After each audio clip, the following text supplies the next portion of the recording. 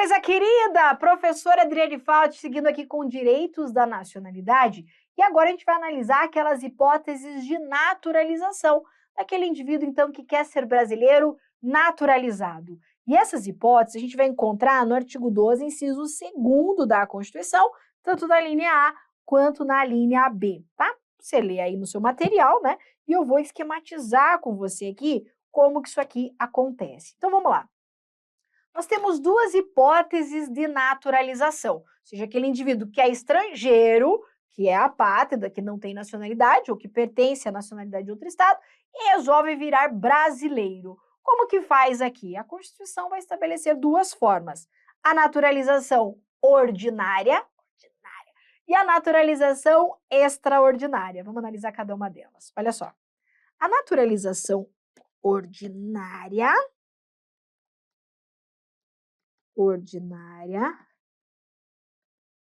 é aquela que se dá na forma da lei. Forma da lei. A lei que eu estou falando aqui é a lei de imigração que eu já comentei para você. Só que existe a possibilidade de você adquirir a nacionalidade brasileira com um descontinho. Como assim um descontinho? A Constituição ela traz uma promoção de nacionalidade para aqueles indivíduos que são originários de países de língua portuguesa. Então ela fala assim: ah, você quer ser brasileiro naturalizado? Aí o gringo fala: ah, eu quero. Como faz? Ah, tem uma lei que vai estabelecer critérios lá para você se naturalizar. Mas se você for originário de país de língua portuguesa, a Constituição traz uma facilidade. Olha que beleza. Olha só. Para aqueles indivíduos originários de países de língua portuguesa, a Constituição, vou colocar aqui ó, do lado, de língua portuguesa, basta preencher dois requisitos bem simples. Quais? Residência por 1 ano ininterrupto e idoneidade moral. Idoneidade moral. Aqui vamos lá. Vamos aprofundar um pouquinho cada um desses conceitos. Imagine que você conhece um gringo. E ele está aqui no Brasil, e ele é estrangeiro, não é filho de brasileiro, não é nada. Ele é um gringão. E ele está aqui e tal, e fala assim: nossa, eu gostei tanto. Amei isso aqui. Quero vir a ser brasileiro naturalizado. Como que eu faço isso? Você vai dizer assim: cara, estou estudando, você estuda para concurso, sei de tudo. Tem uma lei que vai dizer como é que você faz isso. Aí o cara fala assim: ah, mas eu vi lá, é cheio de coisa, tem um monte de requisito. Aí você fala assim: tá, mas você veio de onde? Aí ele fala assim: ah, eu vim da Angola. Aí você fala: ah, não, você veio de um país que é originário de língua portuguesa, que você já fala, a tua língua portuguesa já é sua língua mãe. A gente é quase primos, assim, entendeu? Então, para você tem uma facilidade. Basta você residir no Brasil por 1 ano ininterrupto e mostrar que é uma pessoa do bem, ter idoneidade moral, que você vai poder requerer a nacionalidade brasileira. Lembra que não existe nada silencioso. Não basta o indivíduo residir no Brasil por 1 ano e ter idoneidade para ser brasileiro naturalizado. Ele tem que pedir. Então, imagine, o cara está aqui residindo 1 ano ininterrupto, tem idoneidade moral, plim, vira brasileiro. Não, não é assim. Ele vai ter que fazer um requerimento, ele vai ter que fazer um pedido ao Estado brasileiro dizendo: quero me tornar brasileiro naturalizado. Veja que esse descontinho aqui, ó, vale para aqueles originários de países de língua portuguesa. Como se a gente dissesse assim: cara, você já fez o mais difícil, né? Quer saber a língua portuguesa? Que vamos combinar. Vamos combinar. O cara já ser originário de país de língua portuguesa, já falar a nossa língua já é uma grande coisa. É ou não é?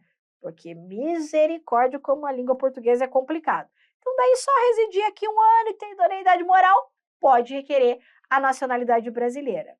Tem um outro detalhe. É 1 ano ininterrupto. Ou Supremo Tribunal Federal já se manifestou a respeito disso, do que ele considera como interrupção ou não desse prazo de 1 ano. E você tem que levar para sua prova assim, ó, que saídas esporádicas do Brasil não interrompem esse prazo. Vamos exemplificar? Vamos imaginar assim, ó. Imagine um indivíduo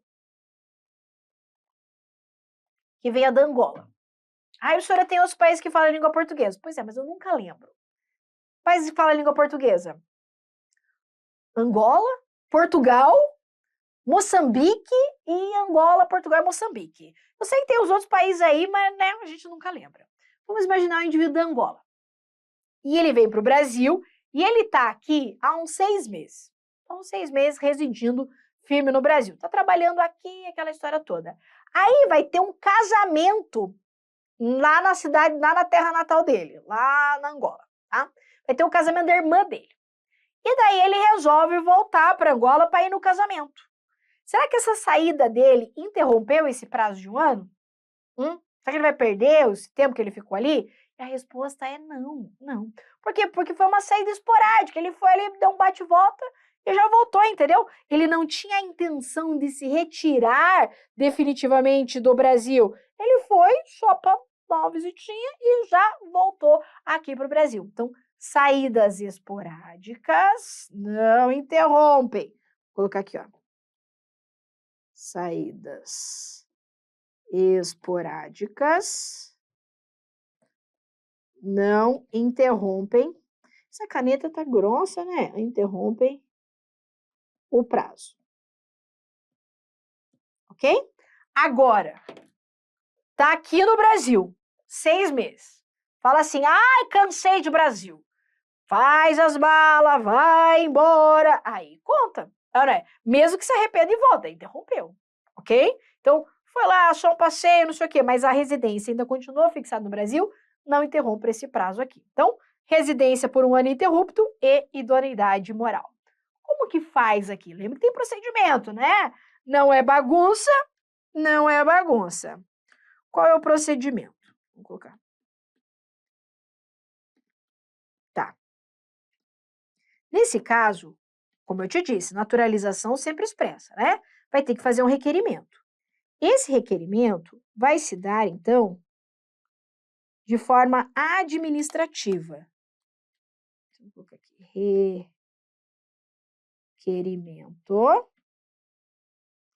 administrativo. É um pedido administrativo, que inclusive, por curiosidade, tramita no âmbito do Ministério da Justiça, tá? Logo, se for um processo, vai ser um processo administrativo. Faz um pedido, o que o cara vai ter que juntar lá? Vai ter que dizer, ó, pessoal, sou lá da Angola, né? Lembro que eu nunca lembro. Sou da Angola, tô residindo aqui, meus comprovantes de residência, sou um cara do bem, junto umas certidões, coisa fina, coisa querida, né? Umas declarações bacanas e gostaria de ser brasileiro naturalizado. Fez, então, um pedido ao Estado brasileiro. Ao final desse processo administrativo, eu vou ter um ato administrativo que poderá ou não conceder a nacionalidade para esse indivíduo. Isso significa que esse ato administrativo aqui, ó, ele é um ato discricionário. Vou anotar aqui, ó. Ele é um ato discricionário. Como assim? Pode ser que o cara seja originário de país de língua portuguesa, tenha residência por 1 ano ininterrupto, tem idoneidade moral, e o Brasil olha e fala assim, não vou dar. Por quê? Porque é discricionário. Né? Aqui ele vai analisar critérios de conveniência e oportunidade, se a gente vai querer facilitar aqui ou não vai querer, certo? Então, o ato administrativo aqui, ele é discricionário, ou seja, não há direito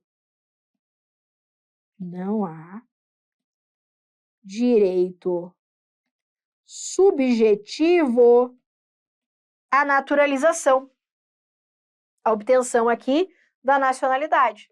Ele não pode, sei lá, por exemplo, fazer um mandado de segurança para ter reconhecido isso aqui, porque não tem um direito subjetivo à naturalização. Aqui é discricionariedade, exercício de soberania nacional. O Brasil concede se ele quiser. Agora, uma vez concedida a nacionalidade, nós vamos dizer que esse ato administrativo, ele tem efeitos constitutivos. efeitos constitutivos. Porque eles vão constituir, criar uma situação jurídica que não existia anteriormente. Ele era estrangeiro, passando a condição de brasileiro naturalizado.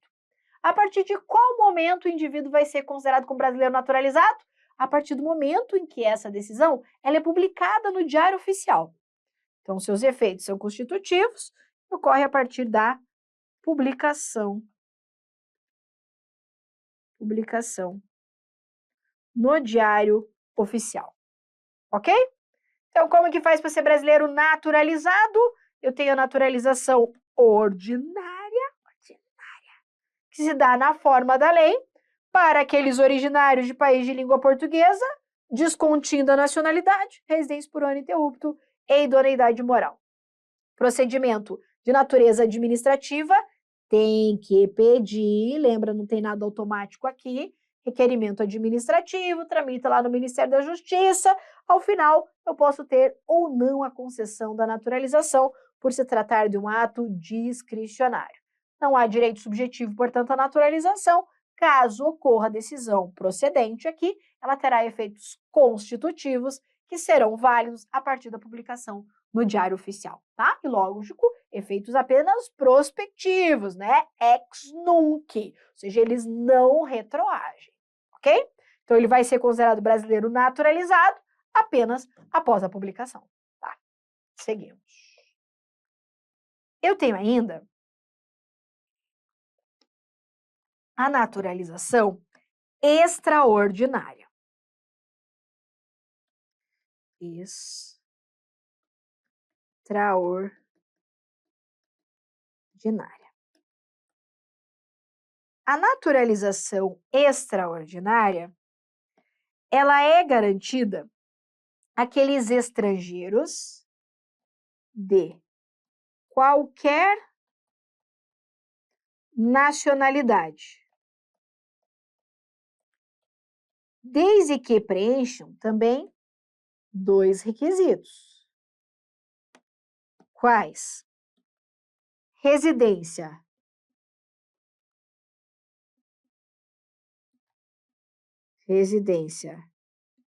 por 15 anos ininterruptos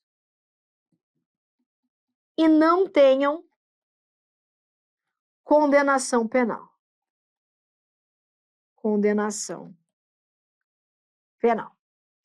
Eu costumo brincar que isso aqui é tipo uso capião da nacionalidade, entende? Tipo, o cara tá há tanto tempo aqui, tipo 15 anos, e o cara do bem, entendeu? Não cometeu crimes e tal, pronto, ele pode requerer a nacionalidade brasileira. Então, estrangeiros de qualquer nacionalidade, residentes há 15 anos ininterruptos e que não tenham condenação penal. Veja que eu estou dizendo condenação por crimes, condenação na esfera penal. Pode ter uma condenação civil? Pode. Trabalhista? Pode. Tributária? Pode. O que não pode é ser de natureza penal, criminal. O cara não pode ter sido condenado por crimes, ok? Se tiver outras naturezas, não tem problema, que não pode ter uma condenação de natureza criminal, ok? Como é o procedimento aqui? Vamos lá. Igual a gente fez antes ali.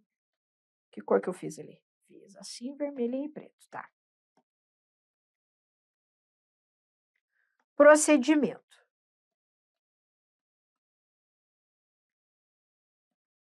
Aqui, vamos lá.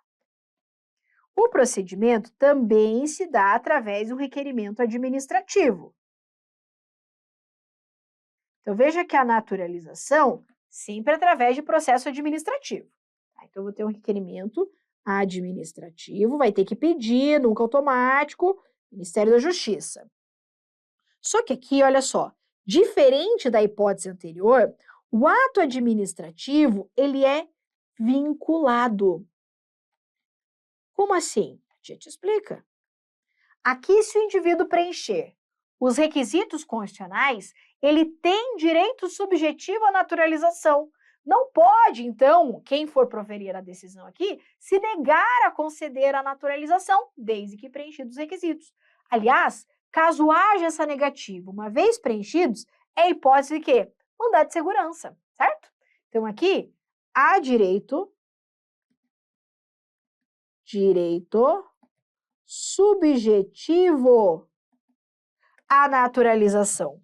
Por isso que a doutrina vai dizer que nessa hipótese de naturalização, o ato administrativo que a concede não vai ter efeito constitutivo, porque ele não vai constituir uma situação que não existia antes. Aqui ele vai apenas declarar uma situação já existente. Por isso ele tem efeitos declaratórios. Então, vou colocar aqui, ó. Efeito declaratório. Ok? Da mesma forma como eu coloquei lá, ó, efeitos constitutivos e efeitos declaratórios, e que passam a produzir efeitos com a publicação no Diário Oficial. Ok? Muito bem. Maravilhoso.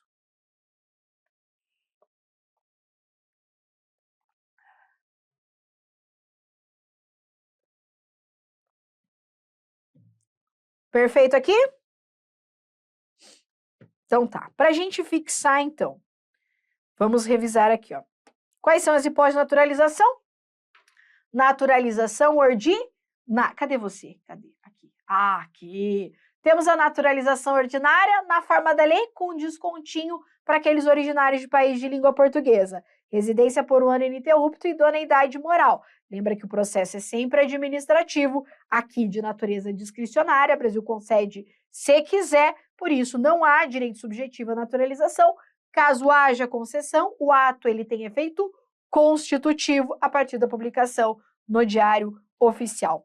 No caso da naturalização extraordinária, aqui comigo também na tela, também requerimento administrativo. A diferença é que aqui o ato administrativo ele é vinculado, havendo, portanto, direito subjetivo à naturalização. Por isso que a gente vai dizer que os efeitos são meramente declaratórios a partir, então, da publicação no Diário Oficial. Ok? Aproveita, bate um print aí para você ter esses esqueminhas.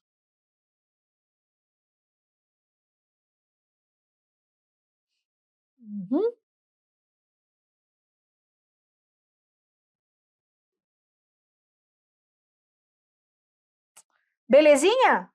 Belezinha. Tá. Aqui vamos lá.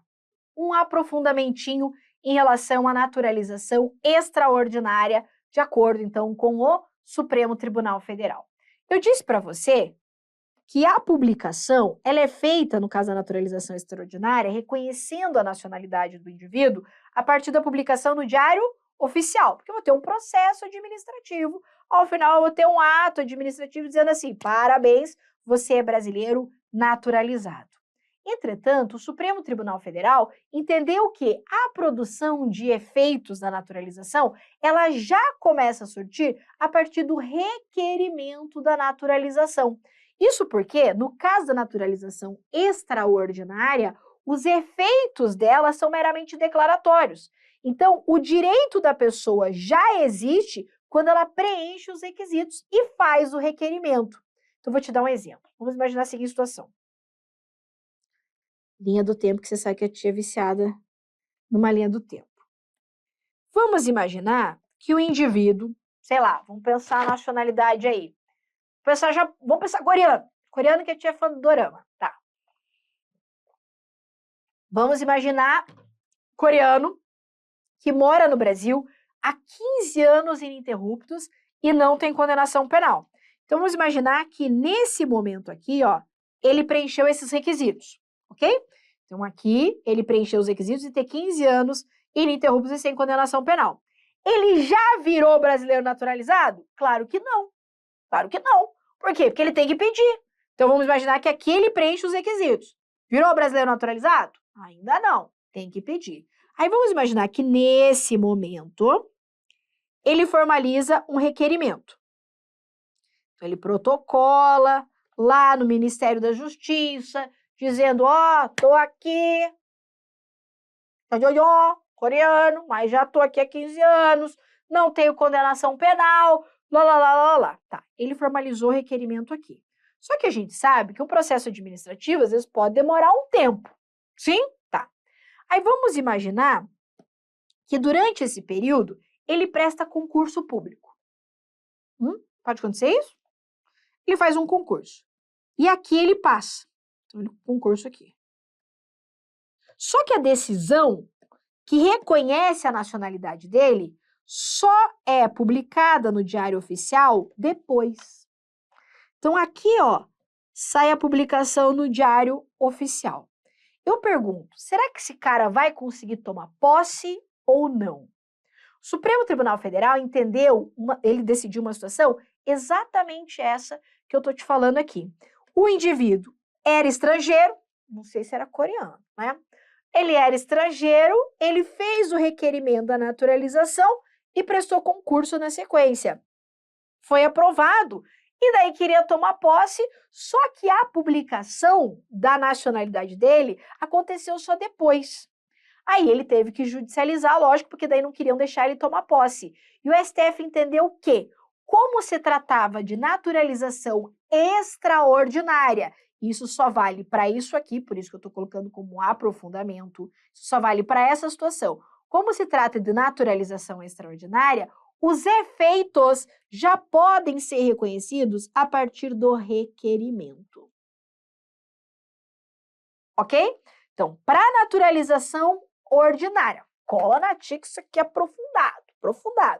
Na naturalização ordinária, os efeitos só depois da publicação no Diário Oficial, porque o ato ele é constitutivo, não existia direito nenhum antes. O Estado brasileiro passou a reconhecer. Na naturalização extraordinária, a pessoa já tinha o direito quando ela preencheu os requisitos, mas ela precisava fazer o requerimento. Então, a partir do momento em que ela faz o requerimento, o Estado brasileiro só precisa formalizar isso, só precisa declarar isso. Por isso que, neste caso, reconheceu o Supremo que os efeitos já podem ser executados a partir do requerimento. Então, vai ter publicação no Diário Oficial? Vai ter publicação, mas os efeitos já podem ser produzidos a partir do requerimento. Então, vamos colocar aqui, ó, exatamente, né, como tá aqui na Júris, então vou colocar aqui, ó, STF, tá? Para você saber que eu tô falando aqui dessa Júris, tá? Então, os efeitos, né, a partir do reconhecimento, tem efeito meramente declaratório, então os efeitos, eles vão retroagir a data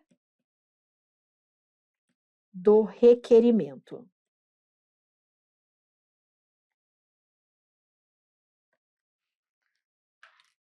Para fixar, vai ter publicação no Diário Oficial, dizendo fulano agora é brasileiro naturalizado, vai.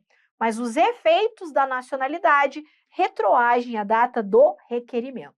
Então, ainda que a publicação no Diário Oficial, você está me vendo ali, né, seja feita aqui, ela retroage a este momento anterior do seu requerimento. Muito bem? Muito bem. Agora você já sabe, então, como que faz para ser brasileiro naturalizado. E para eu fechar essa parte, eu quero falar ainda a respeito da chamada quasi-nacionalidade. O que é a quasi-nacionalidade, ou também chamado figura do português equiparado ou quasi-nacional? Aqui a Constituição, ela traz um tratamento diferenciado para aqueles indivíduos portugueses de Portugal, Portugal mesmo, não é originário de país de língua portuguesa, é português de Portugal. E essa hipótese aqui não é naturalização, é a possibilidade, então, dos portugueses de Portugal serem tratados como se fossem brasileiros, mesmo sem naturalização. Olha que loucura isso aqui! A Constituição, então, permite que os portugueses de Portugal tenham tratamento de brasileiro, mesmo sendo estrangeiro. Ou seja mesmo sem naturalização. Olha o que diz a Constituição, olha lá. Aos portugueses com residência permanente no país,